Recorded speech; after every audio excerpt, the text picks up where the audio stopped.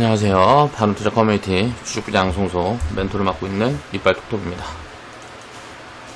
오늘 일단 시황 먼저 좀 체크를 해보면 오늘은 좀 하락장에 가까운 흐름이었다라고 생각을 해보시면 될 것 같아요. 일단 미증시 흐름이 좋았는데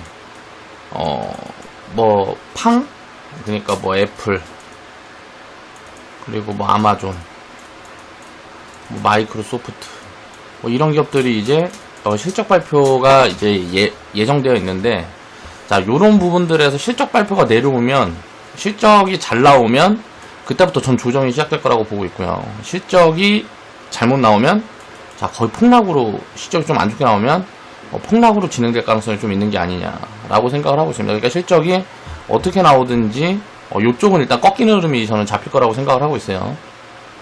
주가가 그동안 많이 올랐기 때문에, 코로나 이후에 많이 올랐기 때문에 이제 서프라이즈 실적 나오고 뭐고 하면 주가가 이제 선반영돼 있다 라고 해서 이제 조정이 시그널이 될 수 있을 것 같고, 그리고 또 만약에 실적이 예상치보다 안 좋게 나온다거나 하게 되면 이제 좀 단기 투매가 좀 진행되는 흐름들이 나오지 않을까 라고 개인적으로 생각을 하고 있어요.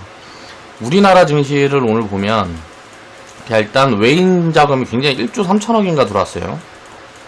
외국인이. 이 중에 90% 이상을 전기전자만 샀습니다. 그 중에 대부분이 이제 삼성전자를 샀어요. 자, 그러면서 코스피는 지수 상승폭이 1.7%인가? 이렇게 1.7%, 8% 이렇게 상승이 좀 크게 나왔는데, 지수가 이렇게 상승을 큰 폭으로 하는데 하락 종목 수가 더 많다라는 거죠.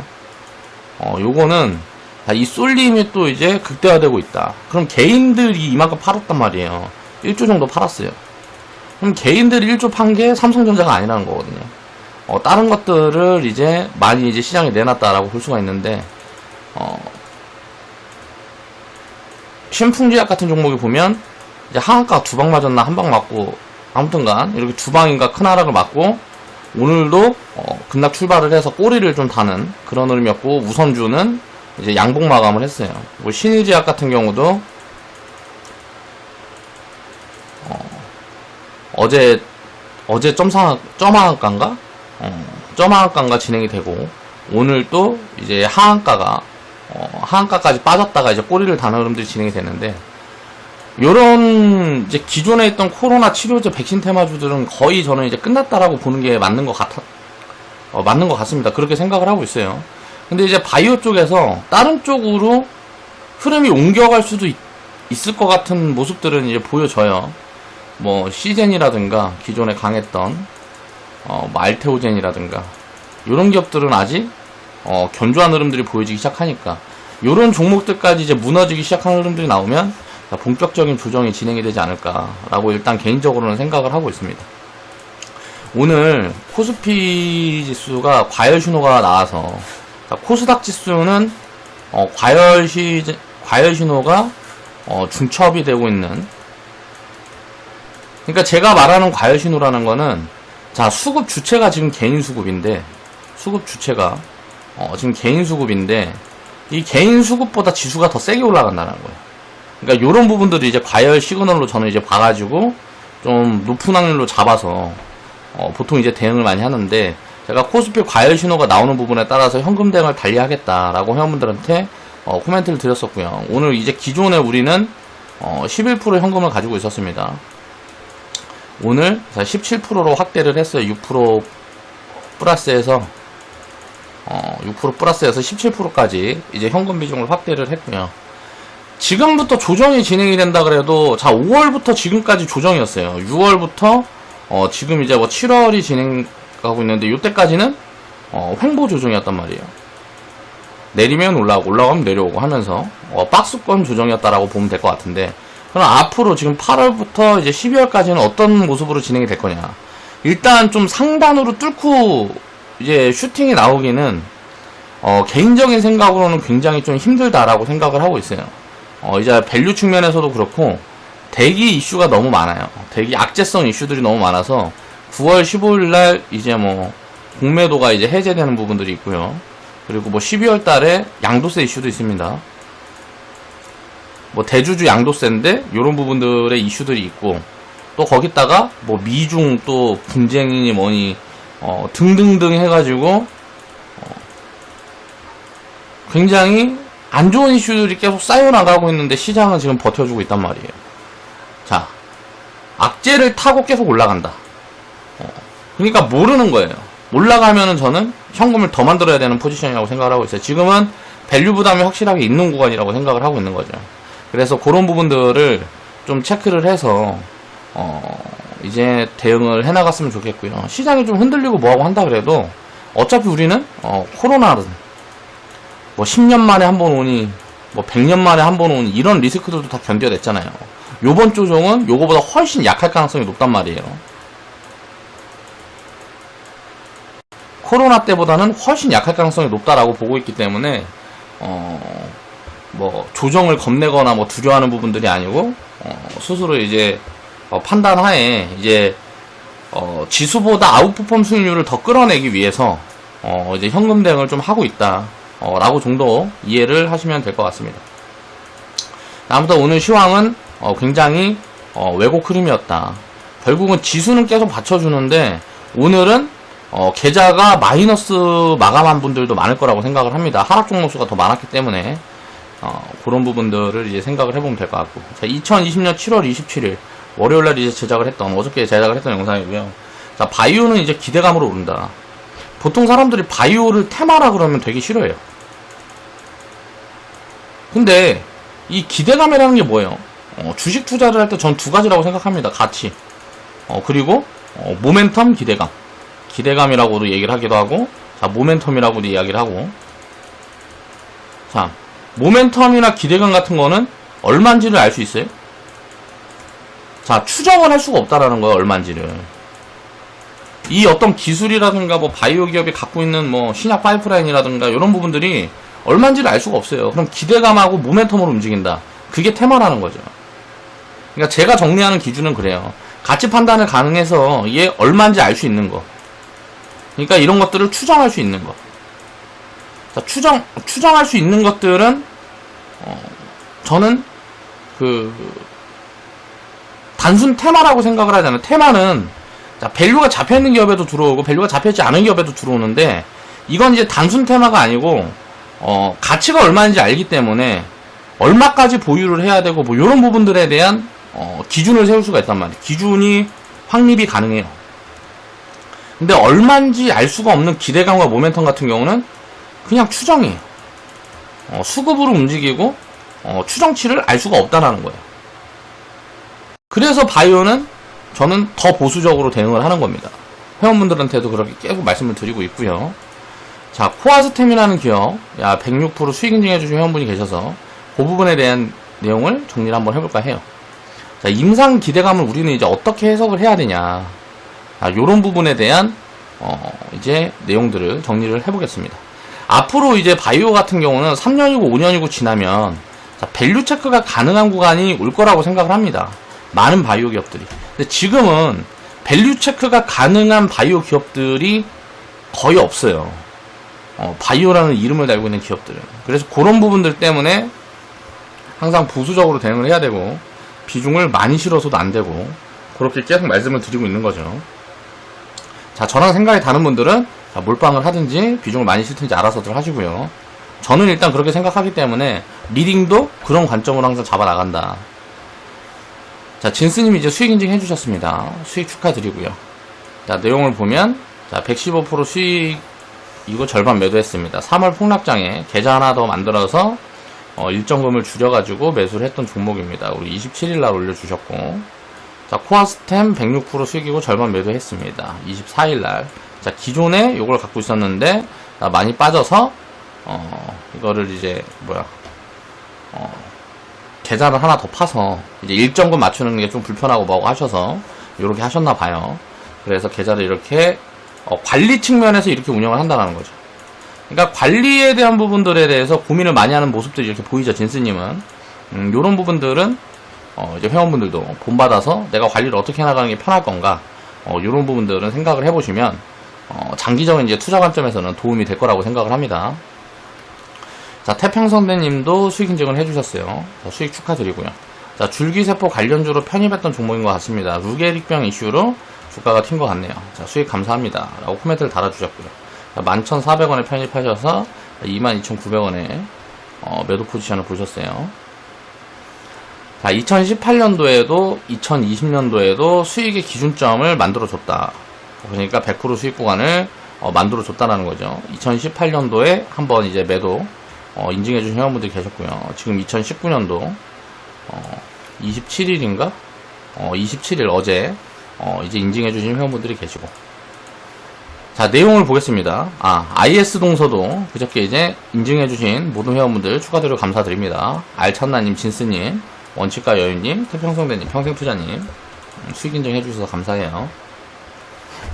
자, 섹터 대장주와 센티가 연동되는 이유를 이해를 해야 돼요. 그러니까 이게 뭐냐면 보통 바이오라 그러면 이게 한 몸처럼 움직입니다. 한 몸.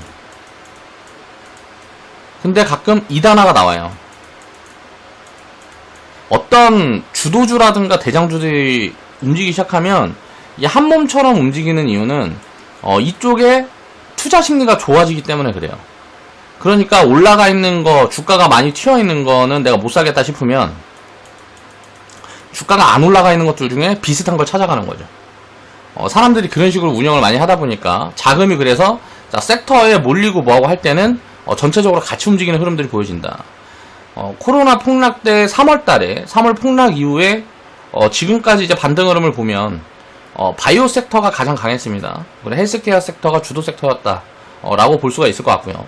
삼성 바이오로직스, 셀트리온이 주도주였고 뭐 대장주는 뭐 알테오젠 그리고 시젠 정도가 이제 대장주라고 볼 수가 있고요. 그리고 신풍제약, 신일제약 나중에 올라온 요네들은 이제 후발 테마라고 보면 될 것 같아요.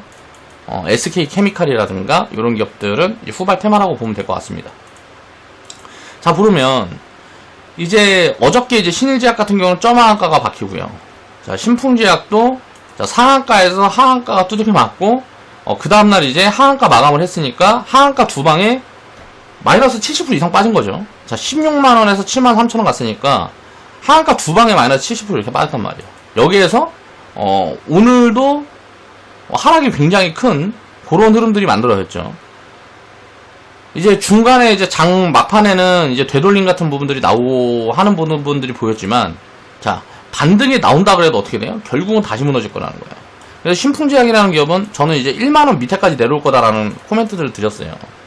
그러니까 이 기업의 가치가 이제 잡혀있는 부분들도 없고, 이제 투매를 부른다 그래갖고, 주가가 이제 막 많이 빠지기 시작하면, 이제 올라가는 것처럼 빠지면 빠질수록 매물이 많이 나오는 경우들이 많아요. 그래서 보통 이제 테마가 붙어도 테마가 꺼지는데 가치를 물고 있는 기업들은 조정을 받을 때, 하락 조정을 받을 때 어떻게 되냐면, 자, 이렇게 올라가면 주가가 자, 하락 조정을 받을 때 여기서 지켜준단 말이에요. 가치를 물고 있는 기업들은 자, 밸류를 맞춰서 이제 물어주는 거 좀 더 빠지고 덜 빠지고는 할 수 있어도, 그리고 제 가치까지는 결국 올라가는 거예요. 밸류를 물고 있는 기업들은. 자, 기준이 있기 때문에 사람들이 이걸 보고 투자를 한다라는 거죠. 근데 일단 테마가 탔다가 뭐 밸류가 잡혀있는 것도 아닌데 버블 같은 모습으로 가게 되면 이 신풍제약이라는 기업의 가치가 얼만데 알 수 있는 사람 있냐고요. 말할 수 있는 사람 있냐고. 제가 적정가치다 해갖고 정리해드리는 것처럼 신풍제약이라는 기업의 적정가치를 산출할 수 있는 사람이 있느냐는 거죠. 이게 불가능하다는 거예요. 그러면 어디까지 빠질지를 알 수가 없는 거예요. 어디까지 올라갈지도 알 수가 없는 거고. 그렇기 때문에 바이오 기업들은 변동성이 큰 거다라고 이해를 해야 돼요. 변동성이 큰 이유. 자, 섹터 대장주와 센티가 연동되는 이유는 아까 이야기를 했던 것처럼 바이오 기업이 흐름이 좋으면 바이오 기업을 찾아서 자금들이 움직여요. 그런 게 이제 투기 자금에 연동되는 흐름들 때문에 그렇다 라고 이해를 하시면 되고요. 단기 자금, 투기 자금에 연동되는 흐름 때문에 그렇다라고 생각을 하면 되고요. 말대로 대장주가 무너지기 시작하면 함께 무너지는 흐름들이 만들어진다. 그리고 나서 이제 조정이 끝나고 반등이 들어오고 할 때, 예를 들어서 밸류가 남아있다 그러면 파동을 제가 1차, 2차, 3차 이런 식으로 나눈 이유도 설명을 드렸죠. 1차에 예를 들어서 1번이 대장이었어. 자, 2번은 요만큼 올라왔는데, 자, 제 가치가 상승률이 2번이 더 높다. 이렇게 올라왔는데 남은 상승률이 2번이 더 높다 그러면, 자, 조정을 받았다 1번은 올라가는데 여기가 이제 밸류가 부담이 되는 구간이라 그러면 거기까지밖에 못 올라가는 거예요. 근데 두 번째 종목은 밸류 매력이 있다라고 하면 더 많이 가는 거죠. 자, 밸류 매력이 또 그렇고 기대감과 또 수급. 그러니까 대기 매물. 뭐 바이오 같은 경우는 가치에 따라서 이걸 판단을 하는 게 아니고 수급을 가지고 봐야 되는데 그런 부분들은 불확실성이 굉장히 심해서 확률적으로 가치를 기준으로 이제 판단해서 우리가 투자를 하는 것보다 확률적으로 훨씬 떨어져요. 그렇기 때문에 더 보수적으로 대응을 해야 되는 거예요. 자, 기존 보유자의 급등에 의한 차익 실현 욕구가 많아지면 많아질수록 자, 센티멘탈을 흔들리게 되면 야, 일단 ETF 같은 것도 대장주가 꺾이고 주도주가 꺾이고 하는 흐름을 보여주면 먼저 던져요. 뭐 헬스케어 ETF라든가. 그러면 어떻게 되겠어요?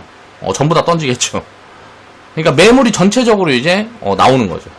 그래서 항상 어떤 섹터 흐름이 만들어지게 되면 전체가 연동되는 흐름들이 만들어지고요. 주도주라든가 대장주는 항상 먼저 움직인다. 주도주, 대장주들은 보통 먼저 움직여요. 먼저 움직였다가 이제 조정을 받고 갈 수도 있고 그냥 바로 갈 수도 있는데 자, 이제 후발주들이 움직이기 시작할 때 더 가는 거죠. 그래서 주도주, 대장주가 가장 많이 간다라는 인식이 잡히는 거예요. 항상 이런 부분들을 이해를 해야 됩니다. 그리고 조정이 들어올 때도 덜 빠지는 이유가 대기 매수세가 많은 거예요. 이 기업에 대해서 마케팅이 돼 있어. A라는 주도주에 마케팅이 돼 있다 보니까 사람들이 눌리면 사야지라는 대기 매수세가 많은 거예요. 근데 후발주는 어때요? 자, 밀리는 흐름이 보이기 시작하면 파는 흐름들이 더 강해지면서 하락폭이 오히려 커지는 경우들이 많다는 거죠. 이런 흐름들이 보편적으로 자, 수급의 롤링이에요. 그런 흐름들을 합리적으로 이해를 하고 있어야 우리가 투자를 할 때 어떤 기준점을 조금이라도 더 명확하게 잡아갈 수가 있다는 거죠. 자, 코아스템 같은 경우는 이제 상한가 말아 올리고 여기에서 만약에 상한가 말아 올리고 이 뉴스가 터진 시점이 신풍제약이라는 기업이 이렇게 점 상한가 나오고 이렇게 상한가 올라가는 구간에 여기에서 상한가 딱 터졌다 그러면 아마 몇 방 더 갔을 수도 있습니다. 그러니까 요런 부분들을 이해를 해야 된다는 거죠. 근데 이제 바이오 섹터 전체적으로 센티가 꺾이는 흐름들이 나오니까 함께 무너지는 흐름이 나왔다라고 이해를 하시면 될 것 같고요. 자, 반등이 나오는 구간들이 나올 때는 어때요? 이제 지금 이제 이게 반등이 나오게 되면 보니까 코아스템 한 요 정도 이제 진행이 됐던 것 같은데 이거를 이제 뚫고 넘어갈 가능성이 있어요. 그리고 신풍제약이라든가 이런 기업들은 요 자리를 못 넘어가고 밀릴 때는 이제 또 같이 밀리는 요런 흐름들이 진행이 될 가능성들이 굉장히 높다 라고 이해를 하면 돼요. 이렇게 같이 놓고 보게 되면 그런 흐름들이 잡힌다. 자, 반등이 어느 정도 진행이 되지 않고 자, 이거는 이제 시나리오 1번이고 자, 반등이 진행이 되지 않고 자, 반등이 오는 척 하다 그냥 밀려버리면 얘도 당연히 못 올라가고 밀릴 가능성이 높은 거고요.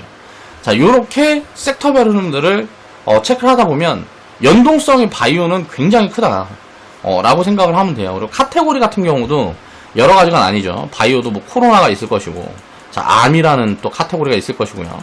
최근에 보면 뭐 진단키트니 뭐 플랫폼 기술 수출 관련된 뭐 그런 거니 또 무슨 치매니 이런 카테고리들이 여러 개가 있단 말이에요. 그러면 요런 어떤 이슈가 붙었을 때 요런 테마들이 움직이는 거예요.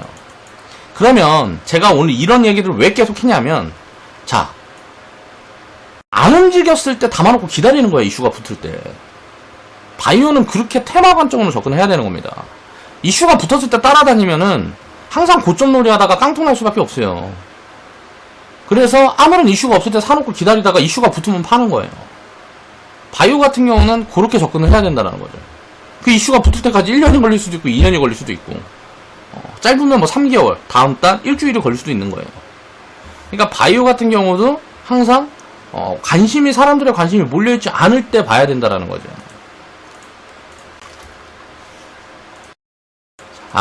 이제 코아스템에 대한 이야기를 해보면 한국이 이제 글로벌 탑 수준인 줄기세포 기술을 가지고 있어요. 자, 장기적인 성과를 저는 이제 기대해봐도 될 거라고 생각을 하고 있습니다.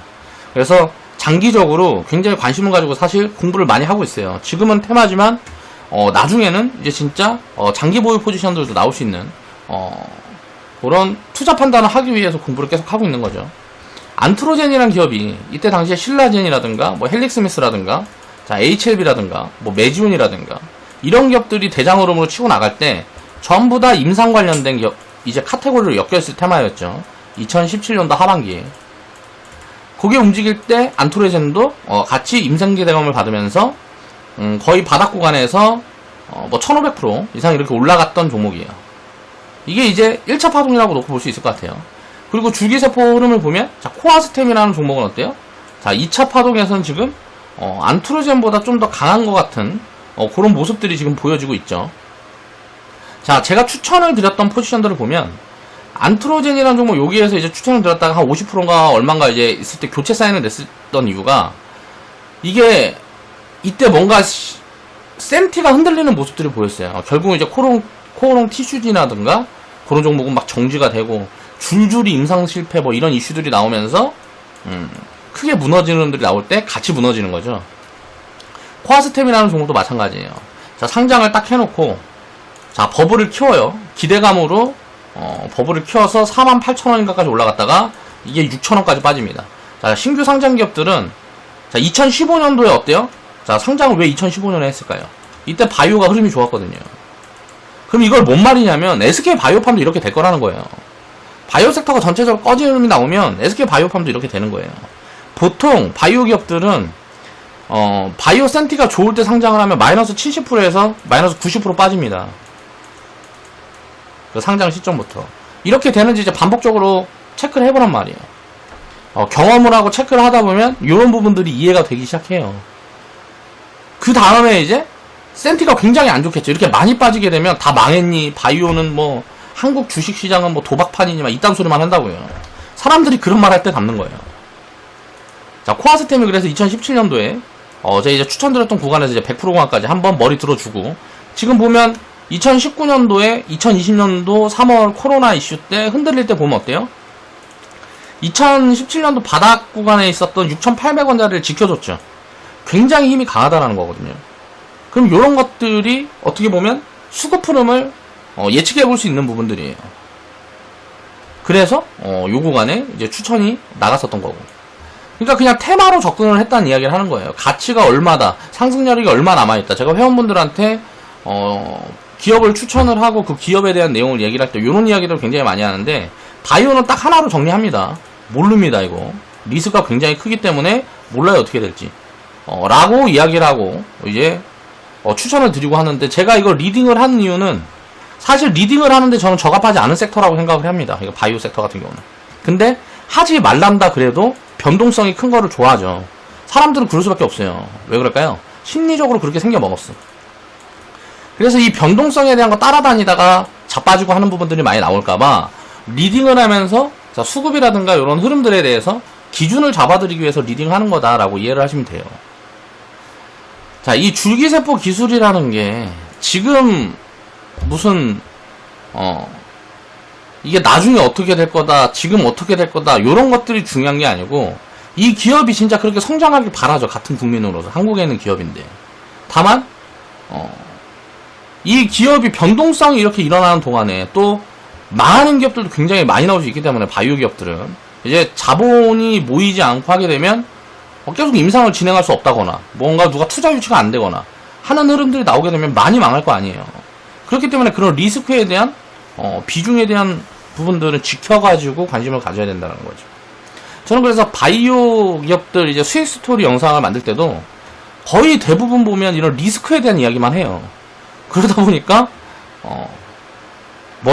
이제 쟤는 뭐 지가 추천해놓고 안 좋은 얘기만 하네 라고 생각하는 분들이 있을 수도 있는데 그만큼 불확실하다는 거예요. 그리고 알 수가 없다는 거죠.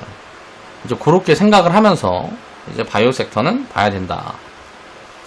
자, 이제 뉴스에 최근에 이제 급등이 나왔던 흐름들이 보면 자, 여기에서 자, 코아스템 이제 이거 상한가 바뀌고 급등이 나왔을 때 흐름을 보면 자, 뉴스가 하나 떴어요. 그 뉴스를 보면 뉴스를 한번 우리가 해석을 해보자는 거예요.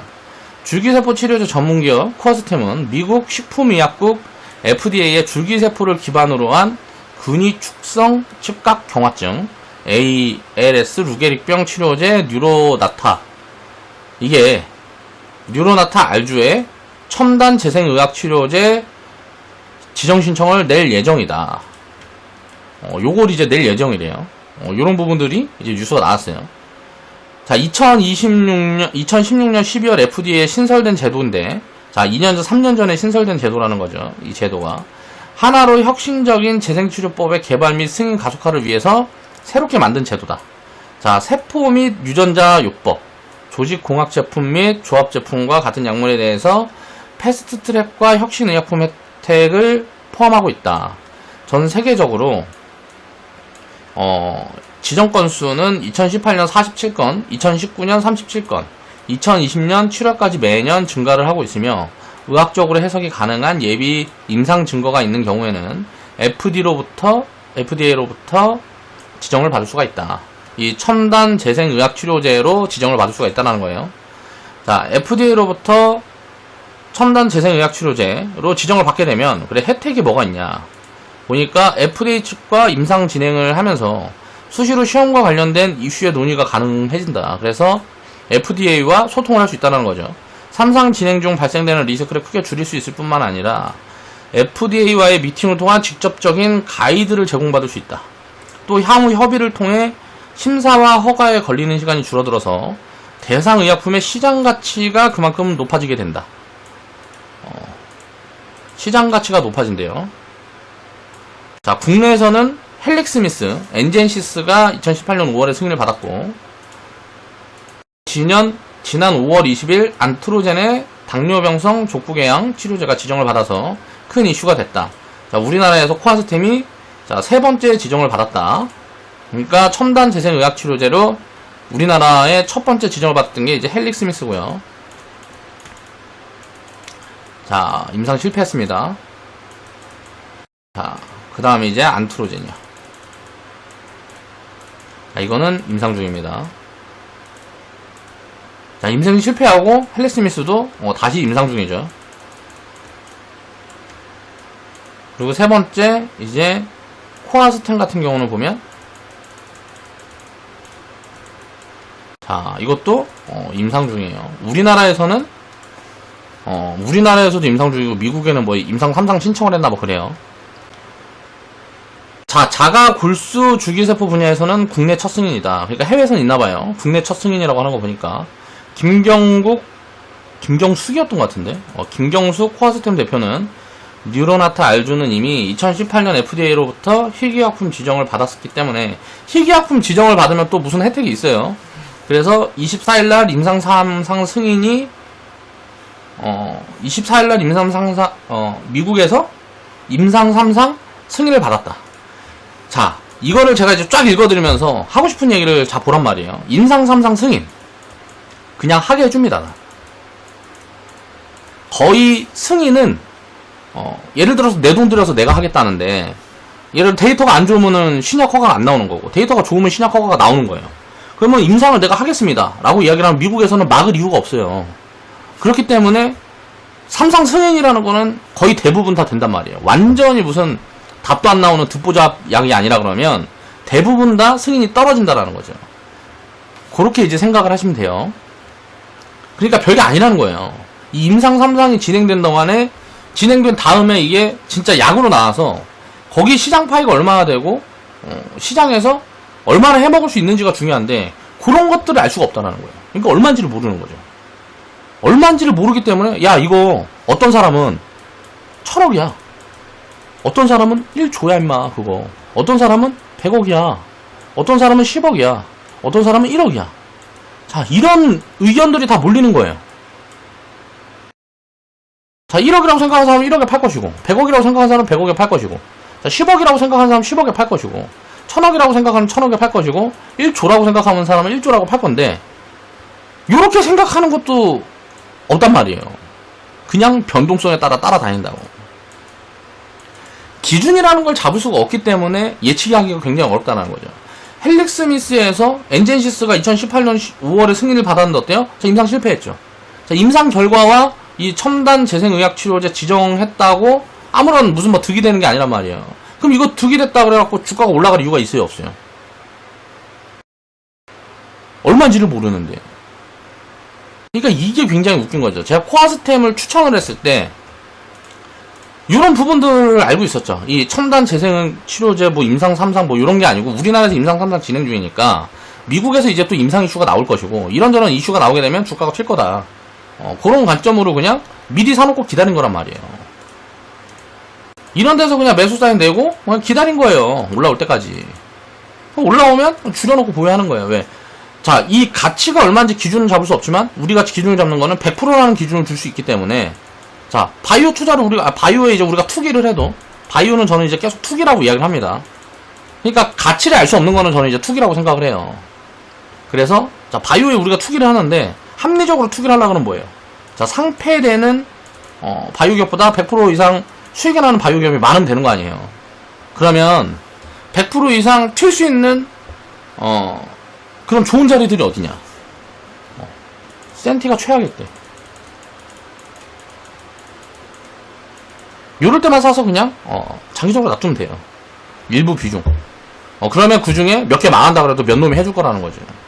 이런 관점으로 접근을 해야 된다는 거예요. 변동성이 붙었을 때 거기서 막 이거 무슨 하루에 막 60%씩 왔다 갔다 하는데 하루에 60%씩 왔다 갔다 하고 하루에 무슨 막 하한가 맞고 올라갈 때 막 상한가 쫙 때리고 중간에 막 15%씩 흔들고 이런 변동성에 매매를 하려 그러면 이게 쉽겠느냐 이거예요. 잘못해서 한번 물려버리면 손실폭이 커지면 몰빵으로 예를 들어서 여기에서 1억 가지고 매매해갖고 2억 되고 2억 가지고 매매해갖고 2억 3천 되고 뭐 3억 되고 막 이렇게 하다가 여기에서 한번 딱 물려버렸어. 여기 딱 물려갖고 이거 딱 맞아버리면 이제 손실이 커갖고 1억 돼버렸네. 이거 두 방 맞으니까. 이제 손실이 크니까 이제 팔지도 못하고 반등 나오면 팔아야지. 왜 그동안은 올라가면서 어때요? 흔들리면 반등 나오고 흔들리면 반등 나오고 자, 뻗어갔으니까 그 기억이 있는 거예요. 그래서 기다리다가 어때요? 손실이 너무 커져버려. 이게 5천만원 되네. 자, 이게 3천만원 되네. 나 몰라 하면서 깡통 나는 거란 말이에요.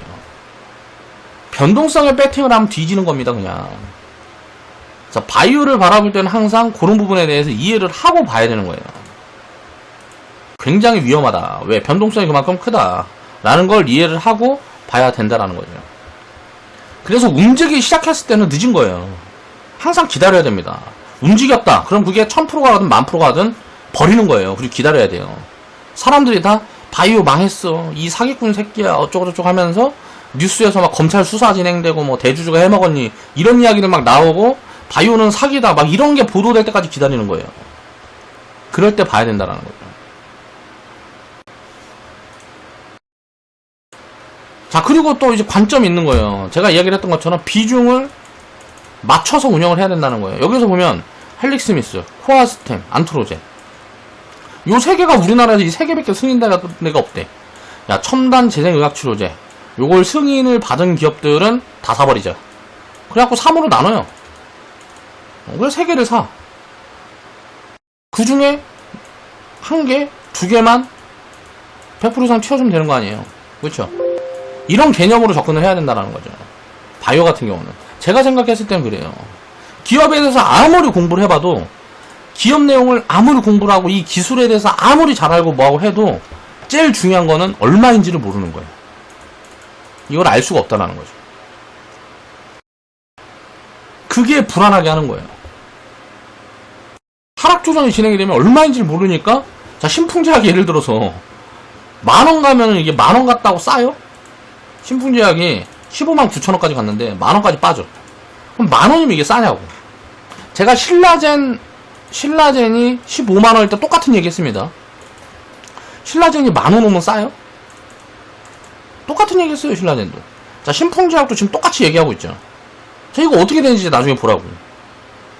여기에서 뭐 한 1, 2년 이렇게 쉴 수도 있죠. 이렇게 반등 나왔다 막 하다 요 자리 넘어갈 수도 있습니다. 모르는 거예요. 결국은 어디로 갈 거냐 라는 거죠. 결국은 어디가 있을 거냐. 그러면 이런 기업들을 예를 들어서 사놓는다 그러면 요럴 때 사서 기다린 사람들 거예요. 요럴 때 사서 기다려서 지금 수익이 많이 나 있는 사람들이 이거를 다 팔지 나눠서 팔지 결정을 하는 단계라는 거죠. 여기 자리에서 사는 거는 굉장히 위험한 거고 여기 자리에서 사는 거는 굉장히 위험한 거라는 거예요. 자, 신일제약 같은 경우도 마찬가지인 거죠. 그러니까 그런 부분들을 이해를 해야 된다는 거예요.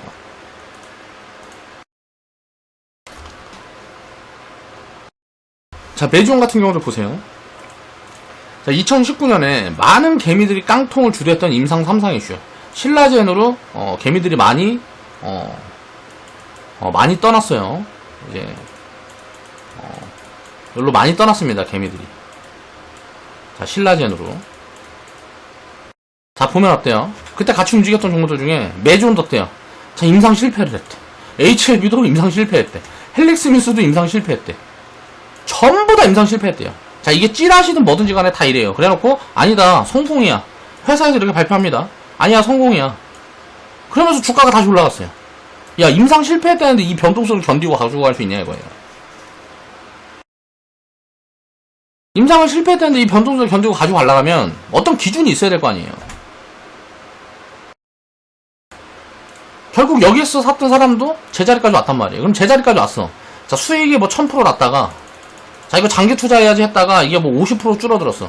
야, 그럼 이거 손실로 돌아설 수도 있는데 안 팔고 버틸 수 있냐 이거예요. 어떤 기준으로 투자를 하고 투기를 할 건지를 정해야 된다라는 거죠. 헬릭스미스 같은 경우는 어때요? 자, 나는 임상 실패 맞아. 나는 맞아. 야, 나는 아니다. 나는 아니야. 메존도 나는 아니야. 나 임상 성공했어. 근데 실패했다고 찌라시 돈 거야. 결국은 그런 흐름들이 나오면서 얘네들은 회복을 해주고, 자, 임상을 실패했어. 나는 했던 기업이 헬릭스미스죠. 자, 지금 사면 HLB 같은 경우는, 자, 밸류 체크는 안 되지만 이제 캐시카우가 있어서 이게 절망 얼마인지는 모르는데 장기적으로 망할 위험은 없다라고 생각을 해요, 저는. 그래서 제가 이제 요 구간에 회원분들한테 이제 추천을 드렸었던 거고, 헬릭스미스는 망할 위험은 있죠. 그렇지만 먹으면 많이 먹을 자리라는 거예요. 그래서 제가 이때 음봉 크게 떨어진 자리, 깨지는 자리 오면 이게 바닥일 가능성이 있으니까 여기부터는 보자. 자, 주가는 움직이지 못했지만 어때요? 저는 만약에 바이오 기업을 산다면 바이오 기업 센티가 안 좋을 때 요런 걸 산다라는 거예요. 자, 임상 기대감은 아직도 물고 있어요. 임상을 실패했다 그래갖고 그 약효가 만약에 검증이 안 된다거나 굉장히 안 좋은 이슈로 실패했으면 모르는데 그런 것들이 아니라 그러면 또 이슈가 붙을 수 있는 거죠. 코오롱 티슈진과 코오롱 생명과학이 같이 작살났다가, 자, 코오롱 티슈진 임상 3상 승인받고 생명과학이 날아간 것처럼, 자, 이런 변동성을 어떻게 예측할 수 있냐 이거예요. 그러니까 말도 안 된다라는 거죠, 이걸 예측하는 거는. 거기다가 내 자금을 태울 거면 어떻게 기준을 잡아서 할 거냐라는 부분을 명확하게 하고 대응을 해야 된다라는 얘기를 하는 겁니다. 지금 코로나 뭐 테마 붙어 있는 이런 것도 다 마찬가지예요. 밸류를 체크를 할 수 있는 기업은 지금 바이오 기업 중에는 뭐 셀트리온, 우리나라에, 저는 삼성바이오로직스도 모르겠습니다, 얼마인지. 셀트리온 같은 경우는 밸류 체크가 된다고 생각해요. 자, SK바이오팜도 어느 정도 된다고 생각해요. 저는 SK바이오팜이 그때 한번 이제 영상에서 한번 이야기를 한 적이 있었는데 그렇게 생각을 하고, 자, SK케미칼 같은 경우도 밸류 체크가 된다고 생각을 해요. 어느 정도. 자, 나머지는 다 모르겠어요. 자, 이게 밸류 체크가 가능한 기업들, 그런 기업들을 이제 위주로 보는 거. 그렇지 않은 기업들, 내가 모르겠는 기업들은, 자, 그걸 알 수 있을 때까지 공부를 더 한다든가. 자, 밸류 체크에 대한 기준을 잡기가 어렵다. 그럼 어때요? 테마적인 관점으로만 접근을 해야 된다는 거죠. 그러니까 바이오는 테마라 그러고 이게 무슨 뭐 투기라 그러고 그러면 기분 나빠하고 할 필요가 없단 말이에요. 반박을 해보란 말이에요. 바이오는 기대감으로 오르는 거, 이거 뭐 다 이렇게 얘기를 하죠. 기대감으로 오른대. 자, 이게 테마예요. 이게 기대감이 테마라고요. 기대감으로 오르는 게 테마예요. 정치 테마랑 뭐가 다른데? 야, 정치인이 이거 정부에서 밀어준대. 그래갖고 주가 올라가는 거랑 뭐가 달라요? 사실 이거랑은 좀 다르다. 제가 비교를 잘못했네요. 이거는 이제 바이오는 그래도 미래에 진짜 성장할 수 있는 모멘텀을 잡고 있는 거니까 정치 테마랑은 좀 다릅니다. 정치 테마가 훨씬 더 엉망인 거죠. 그렇지만 이 기대감으로 오르고 이게 얼마인지 모른다는 사실은 변하지 않는다는 거예요. 얼마인지 판단이 가능한 구간이 오게 되는데, 자, 얼마인지 내가 판단이 가능한 기업들은 장기 보유가 가능하겠죠. 그런데 이게 판단이 안 되는 기업은 기준점을 항상 수익률에 맞춰 놓으란 말이에요. 내가 100%면 100%. 그리고 변동성에 무슨 매매에서 샀다 팔았다 할 생각을 하려고 그러면 요런 기업 갖고는 절대 하면 안 된다는 거예요. 바이오 갖고는. 그래서 오늘은 이제 그런 부분들을 좀 짚어드리고 이야기를 해보기 위해서 이런 영상을 제작을 해봤습니다. 자, 오늘 방송 마무리할게요.